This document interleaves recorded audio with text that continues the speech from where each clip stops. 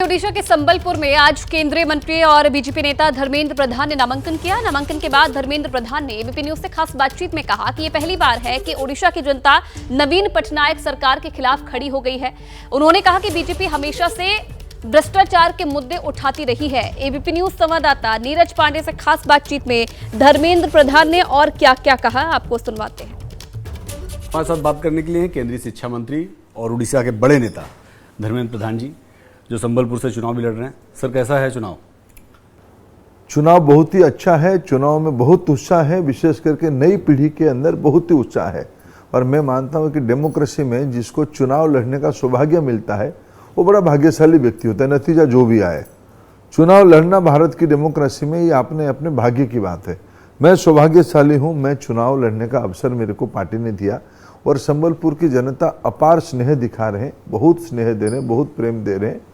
हम इस बार प्रधानमंत्री नरेंद्र मोदी जी की जो कारवा चल रही है, जो अश्व यज्ञ चल रहा है, उसमें अब की बार 400 पार में उड़ीसा में 21 लोकसभा सीट बीजेपी जीतेगा। हमारा ये पुष्पांजलि मोदी जी की इस कारवा के ऊपर होगी। लेकिन चुनाव के पहले तक तो बीजेपी और बीजेडी एक दूसरे के साथ लगभग समझौते में आ गई थी। बीजेडी की तरफ से भी प्रेस रिलीज जारी की गई, तमाम बयानबाजी आई बीजेपी की तरफ से बहुत, लेकिन इन मौके पर यह गठबंधन नहीं हो सका। देखो, बीजेपी की तरफ से कभी नहीं किया था। हमको अनेक राजनीतिक पार्टी पार्लियामेंट के अंदर मदद करते हैं, राष्ट्रीय मुद्दे पे जो देश हित में होता है उसमें समर्थन करते हैं। धारा 370 में हमें कोई मदद किया तो हमें उसको कहना चाहिए कि तू हमारा 5 और कामों में विरोध करते, इसलिए धारा 370 हटाने में तुम हमको मदद मत करना, हम ये कहेंगे क्या? ऐसा नहीं है। प्रधानमंत्री जी ने खुद कहा कि अनेक पार्टियों ने मुद्दा आधारित हमको समर्थन किया, इन्होंने भी किया, हमने उनको धन्यवाद भी कहा। लेकिन यहाँ की विकास है, यहाँ की नई पीढ़ी की अपेक्षा है, आकांक्षा है, नौजवानों के मन में चलने वाली बात है, महिलाओं की एम्पावरमेंट की बात है। ये सारे में दिखते हुए हमें लगा कि यहाँ की स्थानीय सरकार नाकाम है, ये सही नहीं है, ये स्पष्ट नहीं है, इसलिए उसको बदलना पड़ेगा। लेकिन कांग्रेस लगातार ये आरोप लगा रही है कि बीजेडी और बीजेपी में साठगांठ हैं और ये दोनों लोग इंटरनली मिले हुए हैं। कांग्रेस है कहाँ हमारे राज्य में? ये बीजेडी के पॉकेट में है। एक बार टिकट घोषणा करता है, फिर बीजेडी उनको पैसा देता है, हड़का देता है, डरा देता है, उस टिकट को बदल देते हैं। कांग्रेस पार्टी तो बीजेडी की बिचौलियों की जेब में है। यही बात तो कांग्रेस वाले कह रहे हैं कि बीजेडी की जेब में बीजेपी है। तो लड़ाई किसके साथ हो रही है? जनता किसके साथ किसको लड़वा रहा है? लड़ाई तो यहाँ बीजेडी वर्सेस बीजेपी, बीजेपी लड़ रहा है बीजेडी के साथ। कांग्रेस पार्टी कहाँ है? किसी सज्जन को 24 साल की आज की डेमोक्रेसी में सेवा के मौका मिले, शासन के मौका मिले, फिर भी ये बुनियादी सवाल रहे, ऐसे क्यों रह रहा है? यही तो प्रश्न है।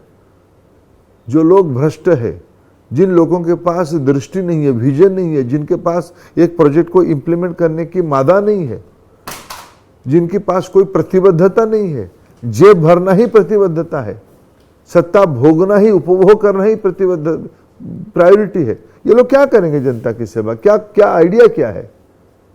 ये भ्रष्ट लोगों की समूह है, ये अलीबाबा 40 चोरों की दुकान है। तो जनता ने इतने दिनों तक कैसे मैंडेट दिया? बदलते क्यों नहीं? भाजपा भी तो लंबे समय से काम कर ही रही, 2 बार से तो आपकी केंद्र में सरकार है, फिर भी राज्य में आप लोग वो नहीं कर पा रहे हैं। मैंने कहा ना आपको, 2014 में हम केंद्र में सरकार किए, लेकिन उड़ीसा में 1 सीट जीते और तीसरे नंबर पार्टी में रहे।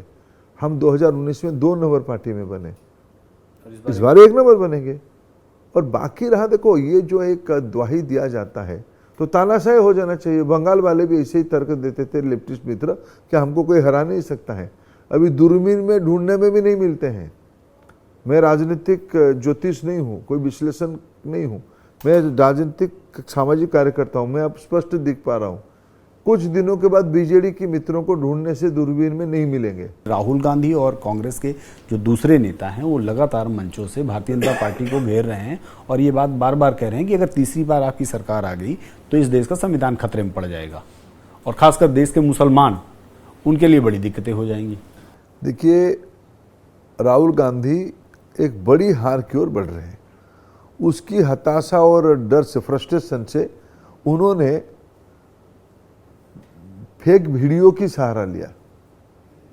गृह मंत्री जी की एक नकली वीडियो बना के उसी का सहारा में उन्होंने कहा कि देखो ये लोग आएंगे तो ये कर लेंगे। हमारी नेतृत्व प्रधानमंत्री जी बहुत स्पष्टता से कहा है। 2014 में जो पहली बार पार्लियामेंट के अंदर आए, उन्होंने 2 जगह पे माथा टेका। एक माथा टेका उन्होंने चौखट पे, पहली बार वो पार्लियामेंट आए। दूसरे माथा टेका उन्होंने संविधान के सामने। संविधान सर्वोपरि है। उन्होंने कहा कि मेरे सरकार संविधान परस्त रहेगा और संविधान में लिखी हुई एक भी बात को हम लेटर एंड स्पिरिट में डायल्यूट नहीं करेंगे। जब तक नरेंद्र मोदी है तब तक संविधान की ऊपर आस्था बचा रहेगा। और संविधान में जो रिजर्वेशन के बारे में स्पष्टता दी गई है उसमें कोई समझौता मोदी जी रहते हुए नहीं हो सकता है। ये सूरज और चांद जैसे स्पष्ट और सफेद है। कल अंतिम तिथि है नामांकन की और अभी तक किसी कैंडिडेट की घोषणा नहीं हुई। अभी कहा जा रहा है कि शायद राहुल गांधी कल अमेठी से नामांकन दाखिल करेंगे और सोनिया गांधी, प्रियंका गांधी, राहुल गांधी कल तीनों लोग अमेठी जा रहे हैं। इसे आप किस रूप में लेते हैं? ये कोई स्ट्रेटजी? तो 2019 से क्यों नहीं गए हारने के बाद?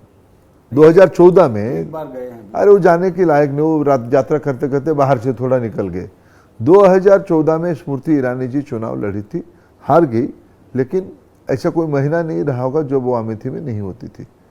मेरे को जितने लोगों ने वोट दिया है उनको मैं सेवा करना चाहिए और अमेठी की सेवा करनी चाहिए। मंत्री बन गई थी, सेवा की।